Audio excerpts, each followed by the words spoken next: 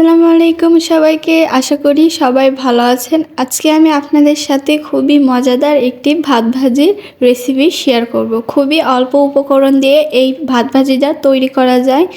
এখানে আমি সব কিছু এক ঝলক আপনাদেরকে দেখিয়ে দিচ্ছি। আমি যখন রান্না করব তখন আমি আপনাদেরকে রেসিপিটা বলে দেব। আমার বাড়িতে আবার কালকের বেঁচে দেওয়া ভাতটা থেকেই যায়, বেঁচে যাওয়া ভাতটা থেকেই যায়, সেগুলো দিয়ে আমি কিভাবে সকালের নাস্তা তৈরি করি সেটাই আপনাদেরকে দেখাচ্ছি। এখানে আমি পেঁয়াজ মরিচ ভেজে নিচ্ছি ভালো করে, একটু লাল লাল করে নেবেন, তাহলে খেতে ভালো লাগবে। লাল লাল করে নিয়ে আমি এখানে জিরা দিয়ে দিব। জিরাটা দিলে খাবারের টেস্টটা কয়েক গুণ খাবারের টেস্টটা বাড়িয়ে দেয়। জিরে দেওয়ার পরে একটু নাড়াচাড়া করে নেবেন।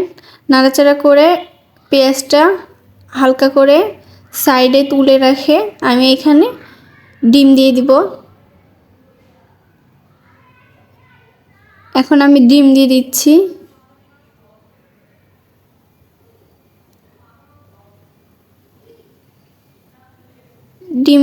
ডিম দিয়ে এখানে লবণ দিয়ে দিবেন একটু। আমার হাত থেকে একটু বেশি লবণ পড়ে গেছে, আপনারা অল্প একটু দিয়ে দিবেন। বেশি লবণ পড়লে সমস্যা নাই, কারণ এটা ভাতের সাথে যাবে তো ডিমটা লবণটা লাগবে না। এখন আমি ডিমটাকে ভালোভাবে আউড়িয়ে ভেজে নিচ্ছি। আউলিয়ে ভেজে নিয়ে আমি এটার ভিতরে টমেটো কুচিটা দিয়ে দিব। এখন নাড়াচাড়া করে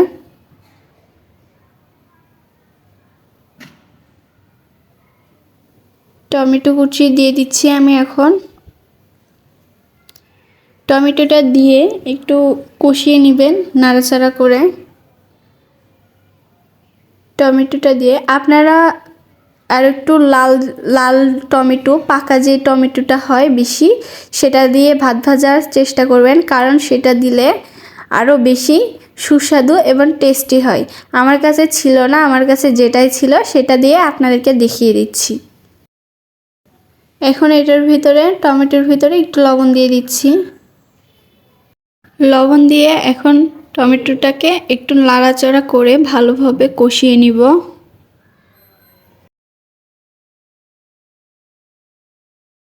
কষিয়ে নিয়ে আমরা এখন ঢাকনা দিয়ে ঢেকে দেব সিদ্ধ হওয়ার জন্য। কিছুক্ষণ পরে আমি ঢাকনাটা তুলে নিলাম। তুলে নিয়ে আমরা টমেটোটাকে নাড়াচাড়া করে দেখব যে টমেটোটাকে সিদ্ধ হয়েছে কিনা। টমেটোটা আমার মনে হচ্ছে সিদ্ধ হয়নি। আমি আবার একটু পরে ঢাকনাটা দিয়ে দিচ্ছি। ঢাকনাটা দেওয়ার পরে আমি ঢাকনাটা তুলে দেখে নিচ্ছি টমেটোটা কি হয়েছে কিনা, সেটা আমি ছুরি দিয়ে দেখে নিচ্ছি। আমার মনে হয় টমেটোটা মোটামুটি হয়ে গেছে। এখন আমি একটু নাড়াচাড়া করে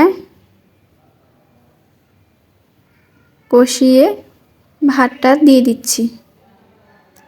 এই যে ভাতটা আমি এখন দিয়ে দিচ্ছি। ভাতটা দেওয়ার পরে নাড়াচাড়া করে একটু চারদিকে নাড়াচাড়া করে আমি এখানে হলুদ দিয়ে দিচ্ছি। হলুদ দিয়ে দিচ্ছি। আপনাদের ভাত অনুযায়ী আপনারা হলুদ দিবেন, কতটুকু খাবেন ভাতে যতটুকু লাগবে ততটুকু হলুদ দিয়ে দিবেন। তারপরে আমি এখানে লবণ দিয়ে দিচ্ছি। ভাত পরিমাণ মতন, ভাত যতটুকু আছে সেই পরিমাণ মতন আপনারা লবণ দিয়ে দিবেন।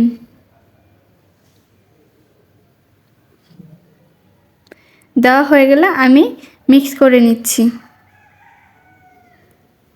ভালোভাবে চারদিকে নাড়াচাড়া করে সব মিশিয়ে নিচ্ছি। মিশিয়ে নেওয়ার পরে দেখুন আমার ভাত ভাজিটার কালারটা এরকম হয়েছে। এখন আমার ভাত ভাজিটা হয়ে গেছে মোটামুটি। এখন আমি নামানোর আগে ধনিয়ার পাতাটা দিয়ে দিচ্ছি ভাত ভাজির ভিতরে। দিয়ে আমি ভালোভাবে ধনিয়ার পাতাটা মিক্স করে নিব ভাত ভাজির সাথে। দেখেই বুঝতে পারছেন কতটা টেস্টি হয়েছে।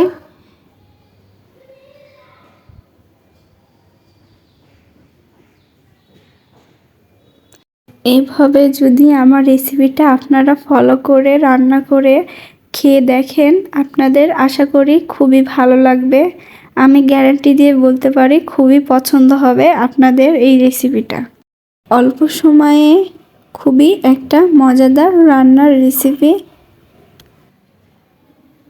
খুবই কম উপকরণ দিয়ে আমি রান্নাটা করে নিয়েছি। এখন আমার রান্নাটা মোটামুটি কমপ্লিট। আপনারা দেখেই বুঝতে পাচ্ছেন কতটা টেস্টি হয়েছে। খাবারটা দেখেই বুঝতে পাচ্ছেন। এভাবে যদি আপনারা রান্না করে খান খুবই ভালো লাগবে আপনাদের। দেখতেই পাচ্ছেন অনেক সুন্দর হয়েছে, খেতেও কিন্তু অসাধারণ হয়েছে। আমার রেসিপিটা যদি ফলো করে আপনারা রান্না করে খান তাহলে আপনাদের খুবই ভালো লাগবে।